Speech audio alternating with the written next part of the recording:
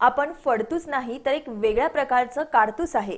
कधीही कुठेही वेळ सांगा आणि समोर येऊन सभा घ्या असं खुलं आव्हान शिवसेनेचे शहर प्रमुख रविकिरण इंगवले यांनी वंचित बहुजन विकास आघाडीचे सुकुमार कांबळे यांना दिलंय। शिवसेनेच्या पदाधिकारी मेळाव्यात ते बोलत होते।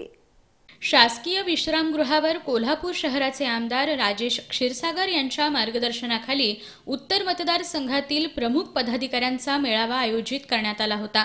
वंचित बहुजन विकास आघाडीच्या नुकत्याच झालेल्या मेळाव्यात शिवसेनेचे शहर प्रमुख रविकिरण इंगवले यांच्यावर कोण हा इंगवले फडतूस अशी टिप्पणी सुकुमार कांबळे यांनी केली होती। या टिप्पणीचा रविकिरण इंगवले यांनी आपल्या भाषेत समाचार घेतला।